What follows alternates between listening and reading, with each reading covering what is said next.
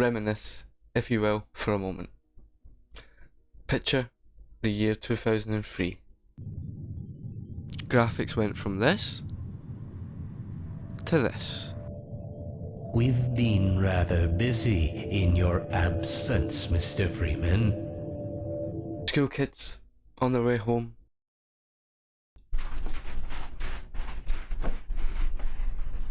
Can't wait to get in and play the iToy. It was a revolutionary gadget that seemingly came from nowhere. The only thing that I can think of that compared to it was the failed attempts at VR back in the early 80s with a hand glove.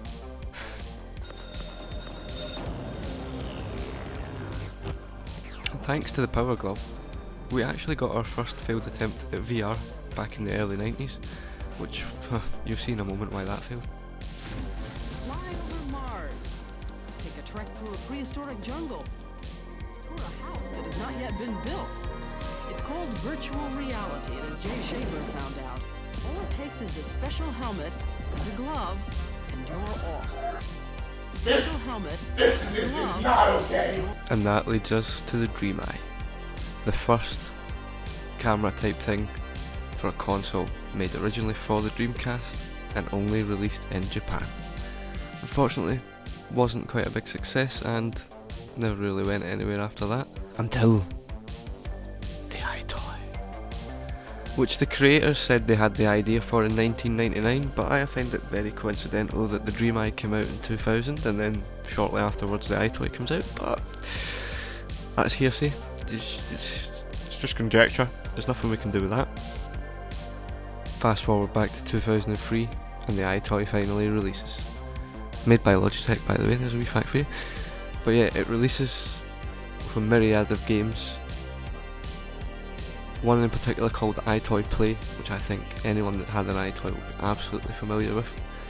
You could wash windows, you could karate chop, you could smack fruit. It was unbelievable. You were in the game, you could see yourself in the game, interacting with the game. Think of that. Think of that. Interacting with the game.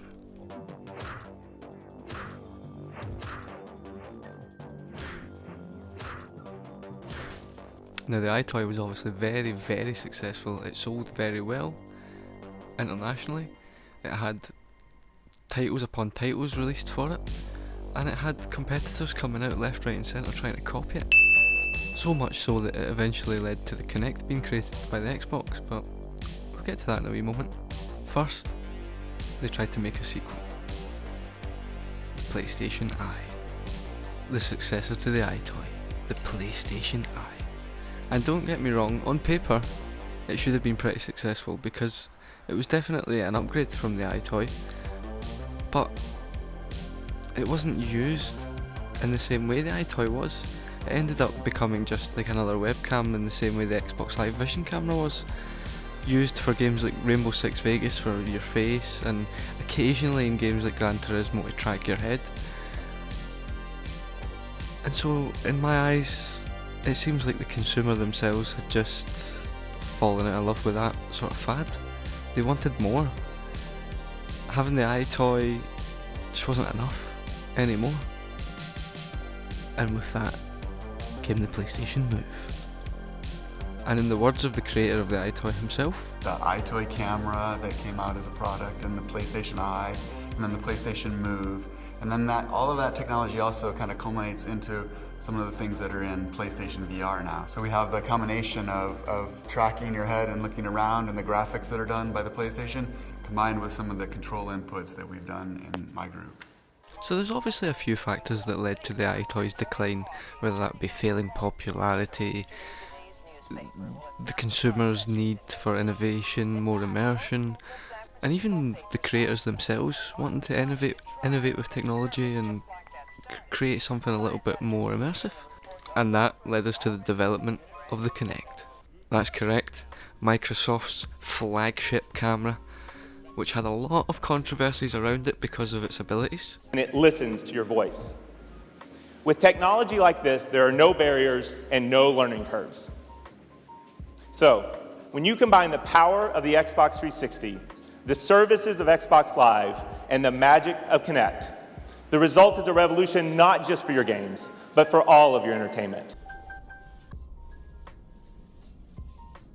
Now, using my hands is a very natural way to access my entertainment. Bruh, chill. But what could get any easier than just using my voice to select something? All I have to do is say, Xbox. And Kinect is listening. So if you can see it, just say it. Just say no.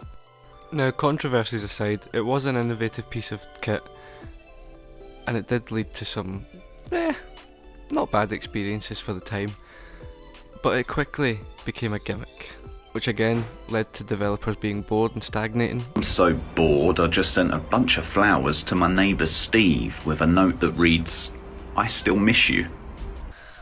Which, as we all know, led to the resurgence of virtual reality, which in my opinion has changed the game. If you're lucky enough to get yourself a VR headset or even have a little shot of some of the fully flushed out VR games out there, what an experience it truly is.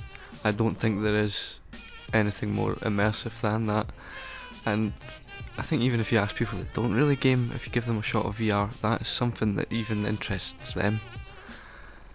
So yeah, I think we could say the Eyetoy has its place in gaming history.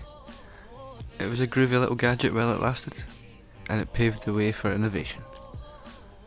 And that, my friends, is what happened to the Eyetoy. So if you made it this far in the video, thank you very much for watching, it is greatly appreciated. If you're new to the channel, please consider hitting that subscribe button, as it helps us out a lot. But as always, until the next time, thanks again for watching, and DMC